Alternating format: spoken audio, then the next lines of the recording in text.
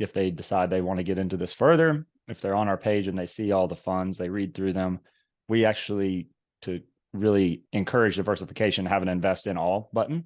So you can just, and usually that's at a lower minimum amount. So if you wanted to divide your money equally across those 4 funds, invest in all 4, then you're in that round. Hi, this is Garrett Sutton, and you're listening to the Average Joe Finances Podcast.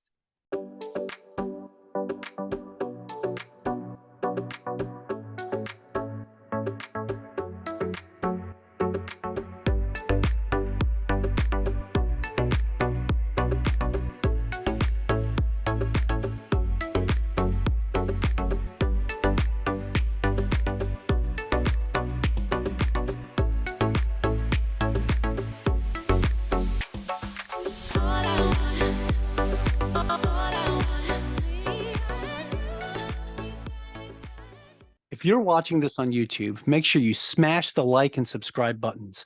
If you're listening to our podcast, go leave us a 5-star review.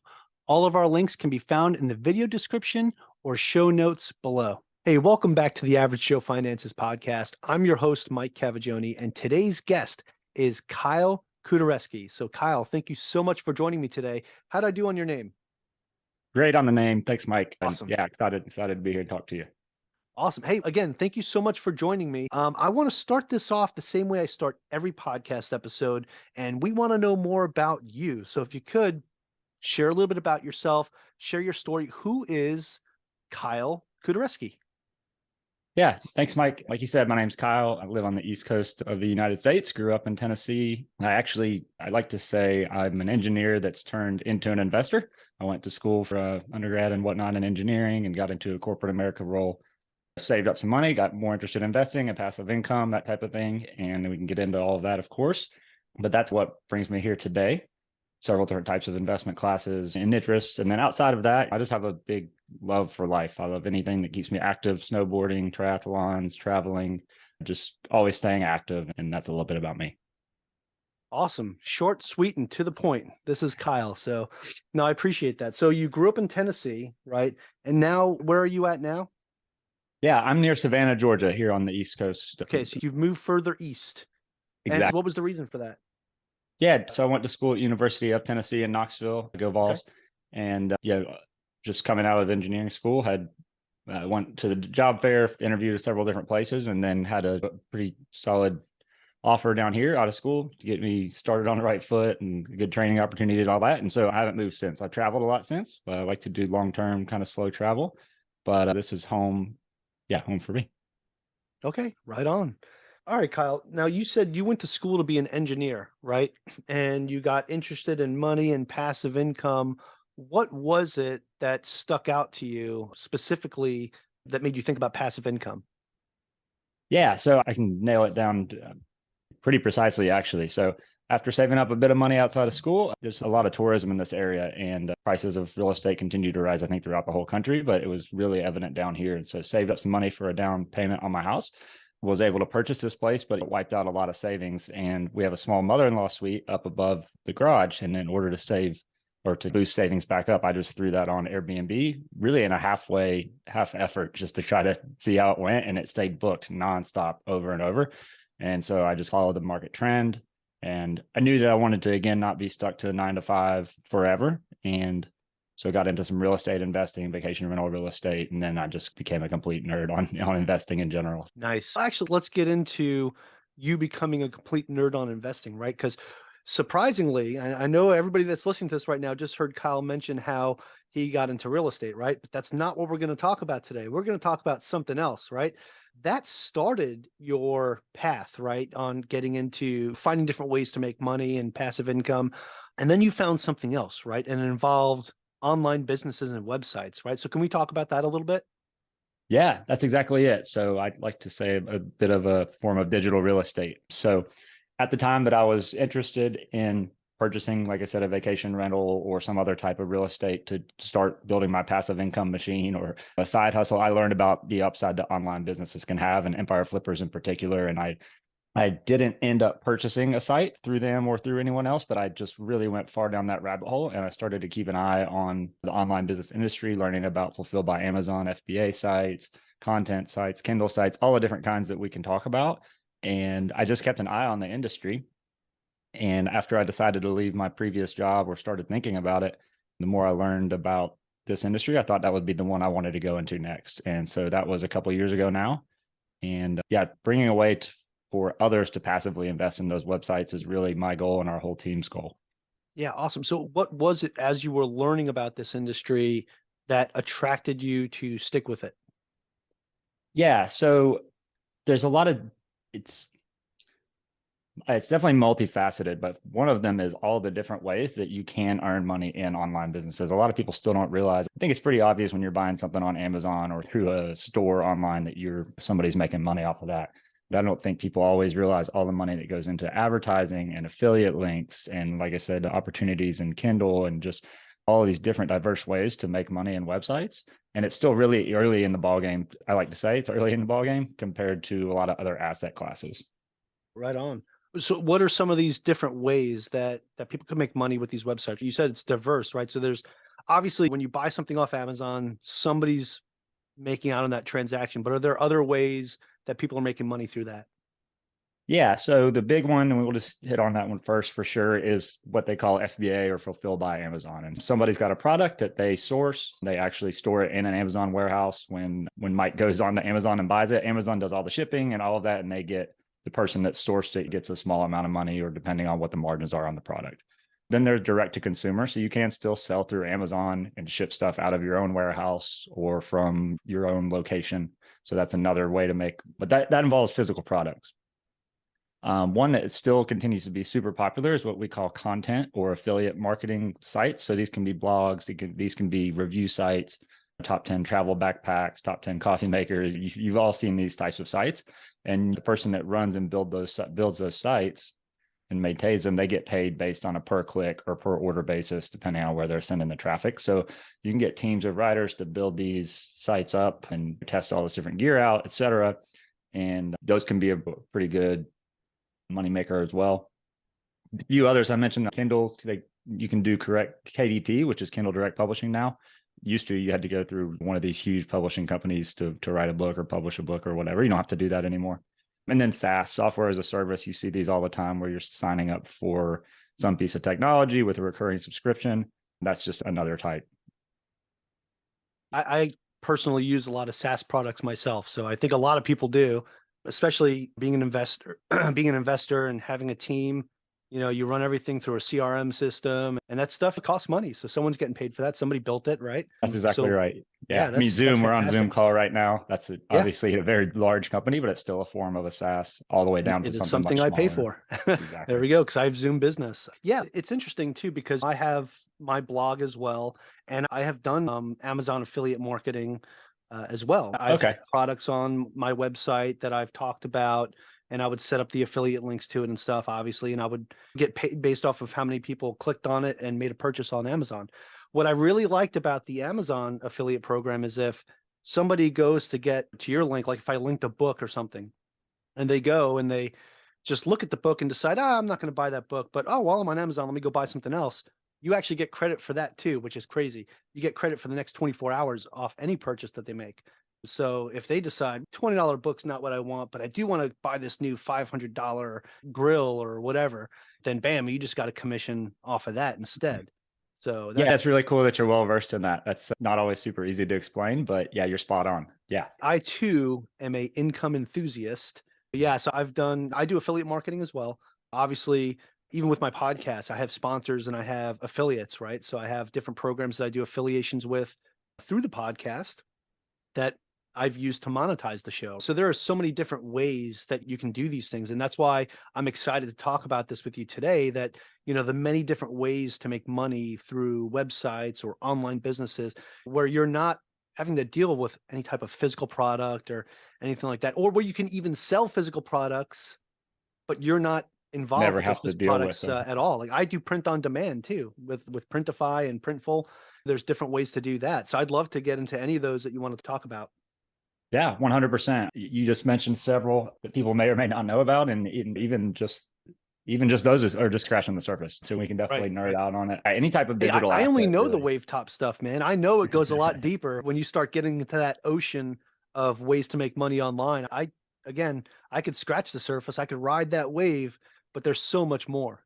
And people, there's professional business operators, what we call portfolio managers, that we allow people to invest in now, that there's so much to learn in this industry. So they have different growth strategies. They have different teams in place. They have all these different ways to monetize, even within one site, different monetization methods. And that's why I like to say, I think it's still early in the game because a lot of people don't know all of those ways. So we can get into them for sure. Were you familiar with Empire Flippers or being able to invest in online businesses passively at all, since you have some knowledge in the industry? No, not with Empire Flippers. Now, I have used the website Flippa before. Okay. Because I've actually built a website and I flipped it.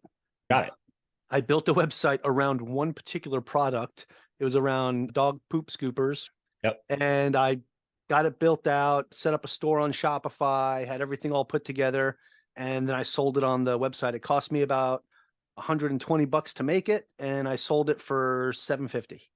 So I was like, oh, Pretty this cool is pretty stuff, cool. right? Yeah, it was a pretty cool brand new stuff. startup site. Now, if I would have actually used it and started making money, then I could have took the income from that and increased the value of the website. But I was like, I just built it and I just put it up on the website because And sold it. I had no interest in messing around with that. Nice. Yeah, no, then you're definitely very familiar. Flippa is one of the large online brokerages. Empire Flippers is as well. There's several others. And I guess that's what brings me here today. I'm with Webstreet, but Empire Flippers, is a large brokerage, over 400 million in businesses sold, been around for over a decade, just well established in the space. And what was interesting about that is not everybody had the skills or the time or want to run those businesses like you just said, build one and flip it. So we continued to hear that for years and years, that people just wanted to invest. Could we give you money and you run the website for us? Or can I just invest in the website and you run it for me? And that's the start of what was known as Empire Flippers Capital and now Webstreet. So now we have a way for people to invest in those exact websites. And the reason I bring that up now is I think as we talk about that more and the opportunities to invest in, we can go into what makes those business models so good. Yeah, absolutely. So you're saying that Webstreet broke off from Empire. Yep. Okay, so Empire Flippers, it was Empire Flippers Capital broke off into Webstreet, right? And rebranded. So how does Webstreet actually work? If somebody says, okay, I want to invest in one of these portfolios, how does that work out for them?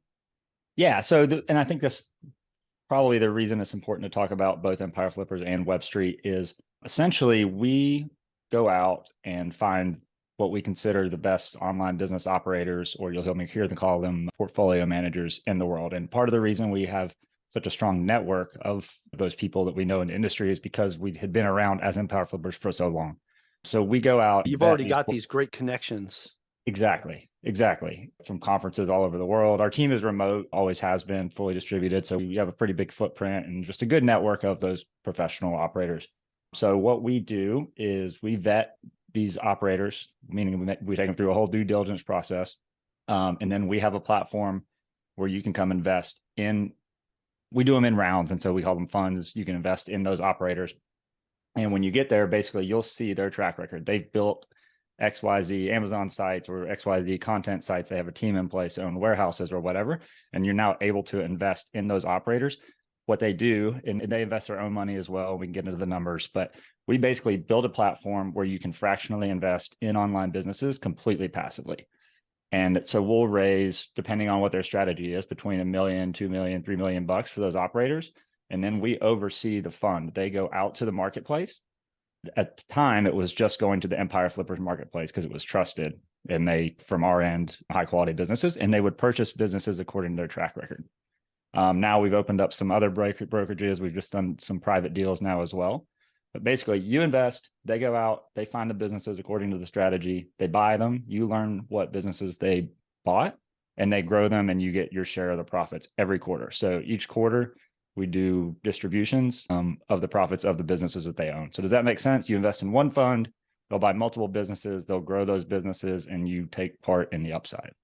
Yeah, it's almost like investing as a limited partner in a real estate syndication. You're helping fund the deal or investing in a real estate fund or a REIT, right? So there's different ways that you can compare this to how you would do it in real estate. And I think it ties in well with what you said at the beginning, where you said this is basically like digital real estate, right? So if you think about it that way and you go into it with that mindset, it makes it a lot easier to connect the dots for real estate investors, right, that are looking to maybe diversify their portfolio and get into something that's not just real estate, right? Now, That's exactly it. real Yeah. estate for me, I always feel is such a safe bet Right. because you're always going to need a place to live. But things like 2008, 2009 happen, and we are seeing it happen again right now, where I'm actually seeing a lot of multifamily people right now on social media that are losing their shirts. And it's a little concerning because multifamily is usually one of the safer bets, but it also has to do with when you do your due diligence, how important it is that you are paying attention to where the market is going in your area, because each market is different. And that's the thing about real estate. Each market is different. Online, the entire online industry is its own entity, right? But you have different niches.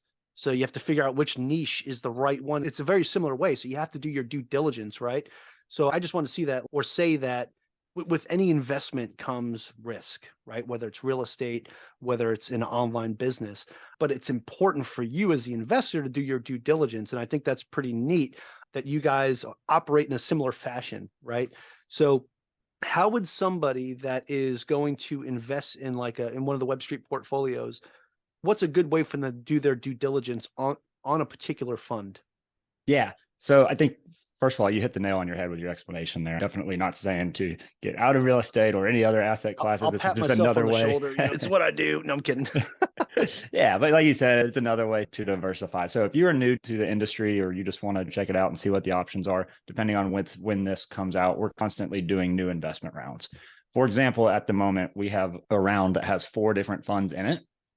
2 of those are Amazon FBA types operators. They both have different growth strategies. So we're very cognizant of the diversification in each round. We don't want to offer 4 of the exact same type of operators every time or the exact same type of funds.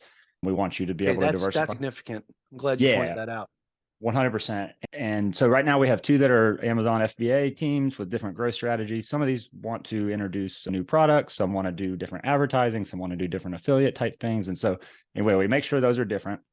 And then we have 2 content or affiliate operators. What's really cool about that is one of those 2 is a repeat portfolio manager for us. So he came on, he's done a fund with us before. His track record's public.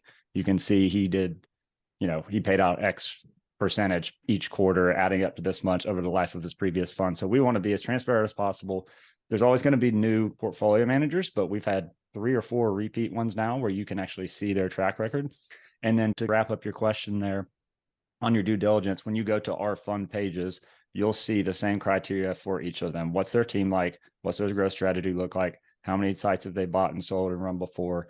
We do about a 30 to 40-minute interview with them, similar to a podcast, where you get to hear and see them talk about what their plans are going to be. And then you see their risk too. We have them lay out, okay, what could go wrong with your strategy? What have you seen go wrong? And so we really try to lay that out. We don't recommend throwing a dart at a dartboard and just picking one of these guys, unless you have a really good reason that you have faith in that one. But yeah, does that kind of answer your question on the due diligence? There is a certain trust factor as well that we've done our job on. We've had, this is not on my side of the team, but I think we've had 800 or 900 people apply to be portfolio managers with us, and we've selected like 14 or 15 so far. So it is quite selective. But yeah, that's it in a nutshell.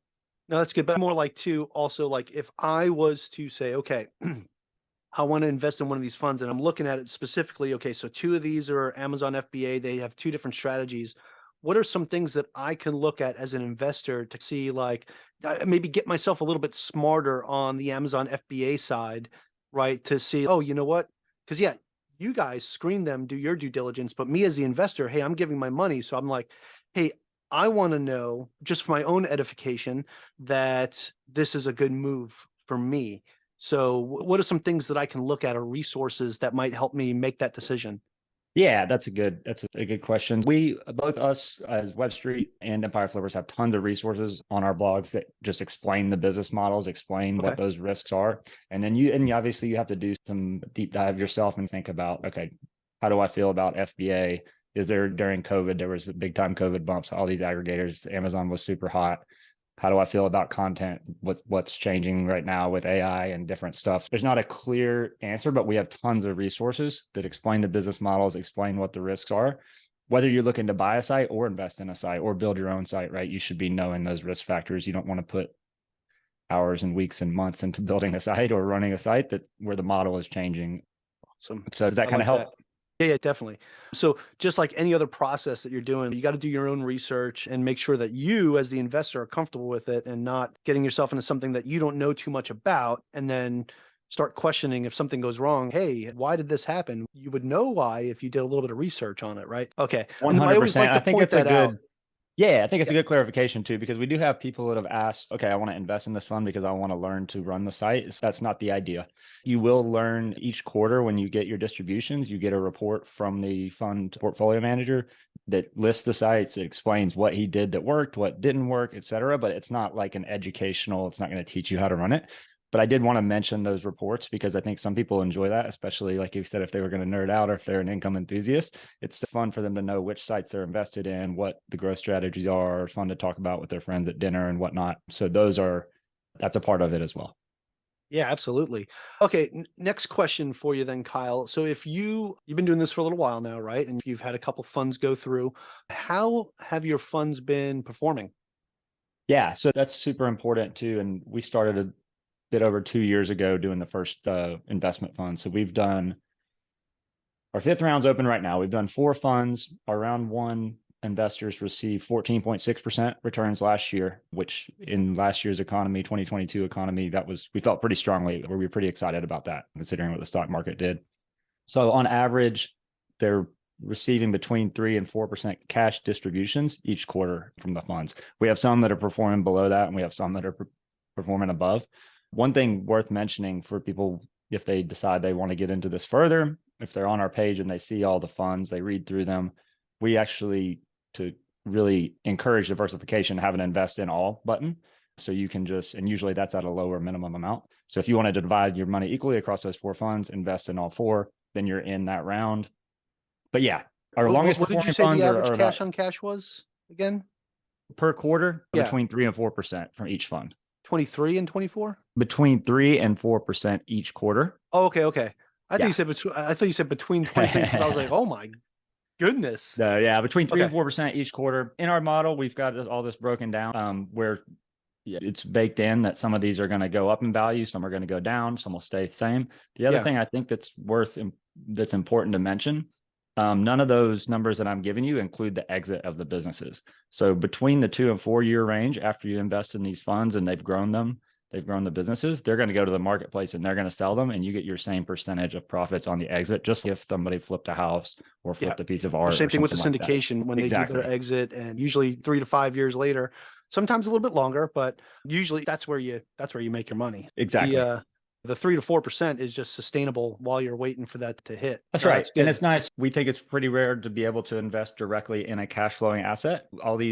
When these operators go to the marketplace and they decide they want to buy the businesses, they come to us and they tell us, okay, we're going to buy this. We would like to buy this business with the money that's been raised. Here's how we're going to grow it. Here, they do full due diligence on the business. And then we have veto power to say, no, that business is declining or whatever the reason is. So you can have faith that these are going to be cash flow positive businesses basically from day one. Okay, nice. No, that's good. It's good. Okay. Now, did you notice, so when you were part of Empire Flippers, right, that the whole point of that was actually flipping websites. Correct. And now this is like a more sustainable option. Yeah. Where you're going to hold on to something for a little while and wait for it to blossom and bloom into a beautiful flower. So would you say that there are, for some people, that maybe they should do both or one or the other, if you're going to focus on just flipping websites, or if you want to focus on the longer term? What would you say to somebody that's on the fence with making that decision? They've got some cash to spend. They might want to buy a website and flip it, or they might want to invest it into one of the funds. How would you help them figure out what's best for them? Yeah, that's a good question. And we have investors and operators that have done both, right? That have built and sold or bought and sold, and that also invest. It's not always a clear-cut answer, but I think the big difference is if you're wanting to get in, start with a small amount of money, build a small site like what you were talking about, and then maybe flip it or whatever. That's just a completely different option from investing passively through Webstreet. So if you don't have the time or the want to, or maybe you're not confident on your skills because you have just another full-time job or whatever the case is, don't recommend necessarily throwing $50,000 or $100,000 in a website and then trying to grow it, because it does take specific skills and they're constantly changing. Some are more passive than others. But you are going to have to pay attention. It is going to take work. What all you do is do your due diligence, send funds, and then you get your quarterly reports, and you just hopefully enjoy the upside of the businesses that way. Does that help answer that? Yeah, absolutely. So yeah, a great way for somebody to make that decision depending on what they want to do, like how active they want to be or how passive they want to be, right? So similar to investing in multifamily real estate, right? You can make that decision to be active and be a general partner or be a wholesaler or be a flipper, or you can make that decision to be passive as a limited partner and just wire in the funds and sit back and collect your dividends. No, That's exactly fantastic. Right. Yeah, there's tons of parallels to that, as you're seeing. And yeah, we have a ton of people come from real estate syndication models and come over, and honestly, they pick up on the model quicker than most, just because there are so many similarities. Absolutely. You've evolved a lot from your college days, getting into real estate to where you are now. And throughout this whole process, I know you've learned quite a bit and you've figured out where your place is with everything that you're doing. But I want to ask you something, Kyle. I wanted to know, why do you do what you do with Webstreet and Empire Flippers? Yeah, that's a great question, I think, as well. I think for me, I really enjoy the freedom that comes with, look, we still work really hard to build this investment platform and get the best returns for everybody, but the freedom that comes with becoming an educated investor, constantly learning things versus just punching the clock on a 9 to 5 and doing it on repeat. There's a certain freedom that I hope to gain over the course of my life to where I have enough passive income that I can spend time doing the things I want to do with the people that I want to spend it with. So I think that's a similarity for a lot of people that are interested in investing, but it wasn't something that I really learned in school. It was something that I started to learn after being out of school for years and realizing how much time was being spent on things that I didn't necessarily want to spend time on. Hey, fair enough. That's the best way to learn and figure out where you want to go in life and figure out where the right place is for you with what you're trying to do. It's those challenges that you go through and that help you grow. So 100%. Yeah, completely agree. Awesome. All right, Kyle. Hey, I'd like to transition this into something that I call the final round. It's where I'm going to ask you the same 4 questions I ask everybody that comes on the show. And it gives us a peek into your brain when you put a little bit under pressure or ask some pretty tough questions. So if you're ready to go, we'll get this party started. Let's do it. And I say pretty tough because they're not that bad. All right. So Kyle, first question is, what's the biggest mistake you've ever made in business? This might just be top of mind because it's been relatively recent with tax season and whatnot. I've been relatively lucky as far as just personal investing and whatnot. Not that I haven't made mistakes, but I've been relatively lucky. I think something that I got way too eager on at the beginning when I was learning the ropes was, you kept hearing about diversification, was spreading the money too thin into too many different things to where I wasn't well educated enough on any of them. And then I'm starting to have all these different, where you should be getting tax benefits and taking full advantage of the investments that you're making. I was spread too thin and didn't know enough about each of the asset classes. Anything I found interesting that I could put money into, I would. And so I've since then taken a step back and gone deeper in those asset classes, making sure I fully understand things such as 1031 exchanges and how all the tax benefits are going to work, et cetera, versus just spreading it all over the place. Gotcha. I normally don't do this during the final round, but I'm going to add a follow-up question to that. So yeah. Are there like different tax benefits for investing in online businesses? Yeah. So for us, you just get a K1 for each fund that you're invested in, but there's a 15-year straight line depreciation. So it's pretty simple. It's very similar to a syndication then. Yep. Yeah. Okay. Yep. Fantastic. That's great to know. Okay, Kyle. Sorry about that. We'll get back on track here. Next question, and you'll see that these kind of tie into each other. But what is something that you've learned that you wish you knew when you first got started? I think that there's probably, especially now as we're doing this podcast and post-COVID and everything, I think that there's almost always somebody out there who's been through what you are either going through or interested in or about to go through as far as investing is.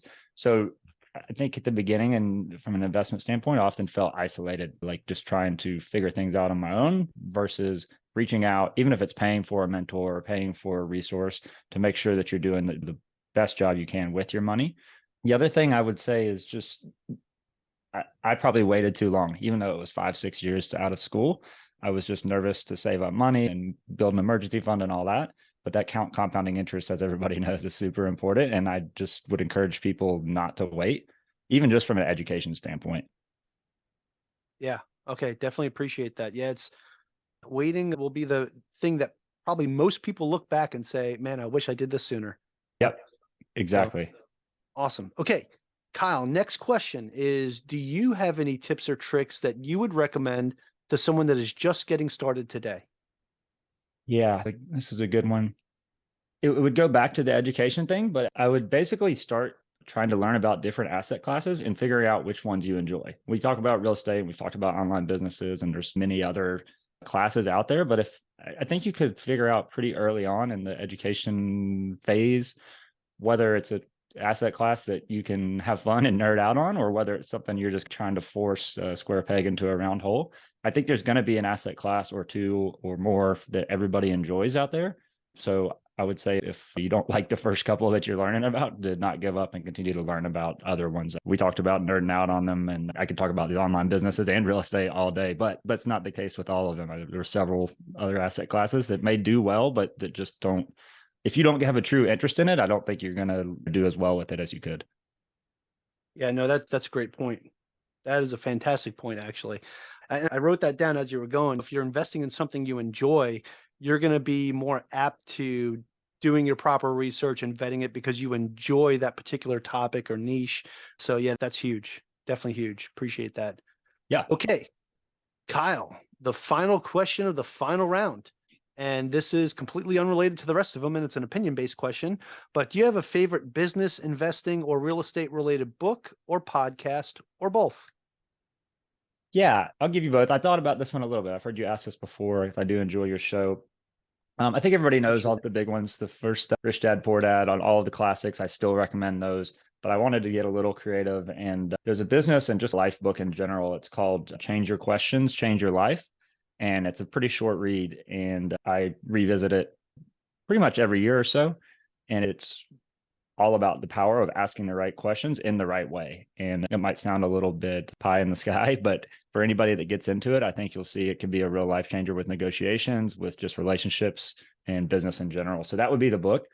On on podcast, there's another one, a real estate investing podcast, not too different from your own. I might need to connect you with this guy as well. It's called Ice Cream with Investors, and he does a lot of similar interviews with multifamily, storage, all types of different real estate asset classes. So that's one I would recommend checking out. Nice.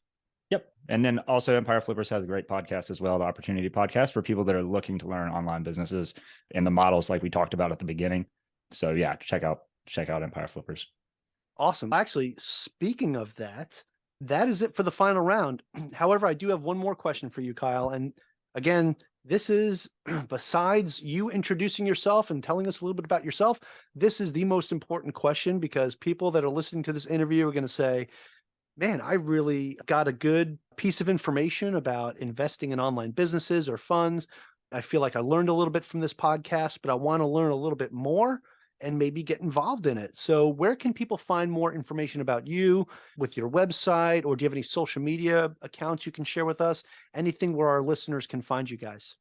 Yeah, so pretty standard stuff, but I will spell it out because, as you said at the beginning, the name's a little bit long. But Webstreet, that's one word, webstreet.co, not .com, .co. You'll find us there. My personal email is kyle@webstreet.co. So you can hit me up on there, as well as LinkedIn. You'll see hopefully my name in the title of the episode or so, because it is long to spell. But Kyle Kuderewski on LinkedIn, I'm on there most days. We have a real strong Webstreet community on there and investing community. So any of those are great. Awesome. Kyle, thank you so much. I will make sure we have links, all those links in the show notes, both for Webstreet, your LinkedIn, everything else, and make sure that people can find you guys. Also a link to the Empire Flippers website podcast as well, so people can go and listen to that. So, this was fantastic, Kyle. Thank you so much for joining me today. This was very informative. I feel like I learned a lot about this different way, or different diverse way of investing. And I think it's really neat. So thank you again so much. Awesome. I appreciate you having me. It was a lot of fun.